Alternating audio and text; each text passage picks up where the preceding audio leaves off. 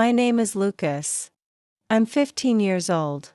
I live with my mom and her new husband, Greg. My dad passed away when I was 6. He was gentle, always fixing things around the house, teaching me how to ride a bike. He'd sing me silly songs before bed. But now he's gone forever. After Dad died, Mom met Greg. At first, he seemed okay, just quiet. But then he changed. He'd yell, smash dishes, and sometimes stare at me in a way that made my skin crawl. I didn't feel safe. One evening, I was sketching in my room. Greg barged in and shut the door. My heart raced. I bolted past him and ran to Mom. "Mom, please, Greg scares me," I said, my voice shaking. But her face hardened. "Stop making things up, Lucas. Greg's your father now. Be grateful." My chest tightened. She didn't believe me. She chose him. The next day at school, I couldn't focus. My teacher, Mr. Carter, noticed. "Lucas, you okay?" he asked. I nodded, staring at the floor. "Yeah." But I wasn't okay. That night, I lay awake, tears soaking my pillow. I felt invisible, like no one cared, not even Mom. The next morning, a man in a gray coat showed up at our house. He was from social services. "Lucas," he said gently, "you're coming with me to a safe place." I looked at Mom. She turned away, silent. "Pack a bag," he said. I grabbed my sketchbook, a small model car Dad gave me, and a photo of us together. Mom didn't say goodbye. "Where are we going?" I asked as we drove away. "Somewhere safe," he said, his voice calm. I didn't know what that meant, but I held my bag tight. We pulled up to a large brick building with a heavy wooden gate. "This is your new home," the man said. It looked cold, like a fortress. Inside, the halls were dim, smelling of dust and cleaning spray.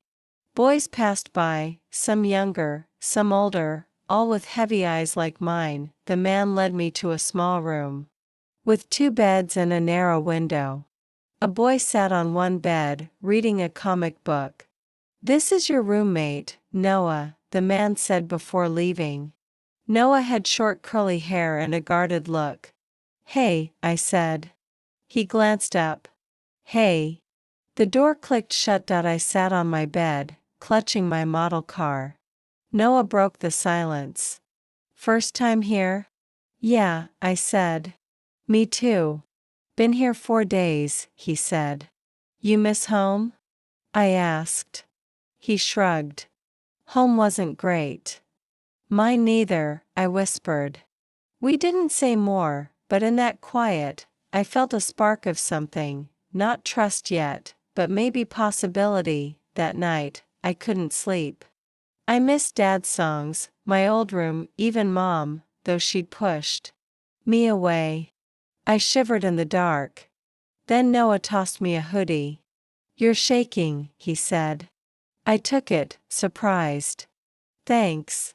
He nodded. I was cold my first night too. His small act of kindness felt like a lifeline. Days passed in the shelter. I met other boys.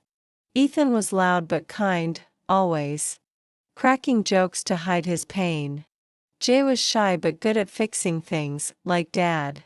We all had stories, all carried scars. Some days, I'd hear Greg's shouts in my head or see Mom's blank stare. It hurt. One afternoon, I told Noah, "I feel empty sometimes." He nodded. "Yeah, me too."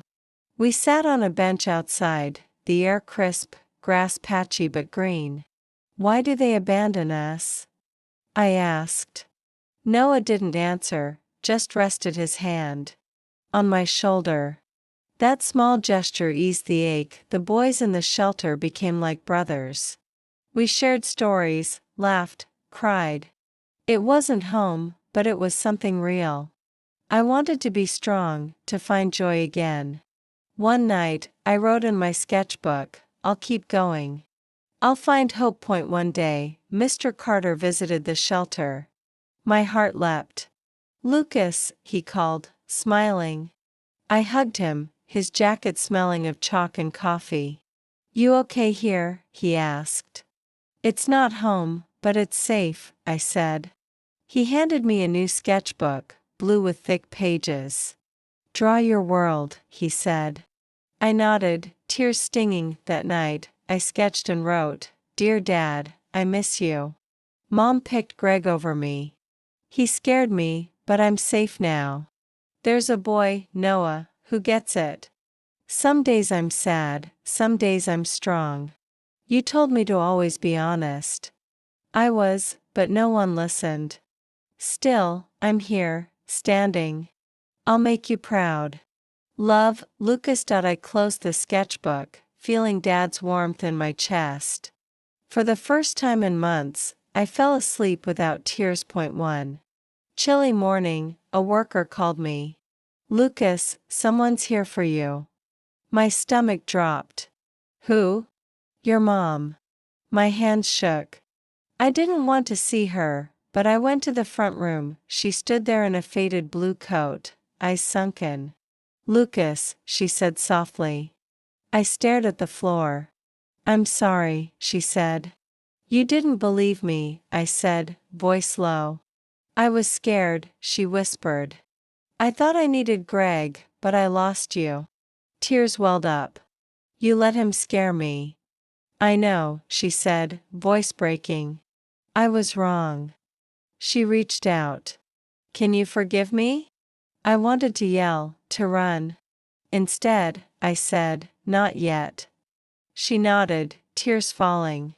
I love you, Lucas. Always. Then she left. I didn't cry, but something shifted inside, a tiny crack for healing. Spring arrived. The shelter's yard bloomed with wildflowers. I walked outside each morning, the sun warming my face. I wasn't the same scared boy anymore. I spoke up, laughed, felt. Point one day, Noah sat beside me. You seem different, he said. I am, I said. I know who I am now. I showed him a sketch in my book, a drawing of me, standing tall, with words, Dear Lucas, you're not broken. You're not unwanted. You're brave, kind, enough. Love, Lucas. Noah grinned. That's powerful.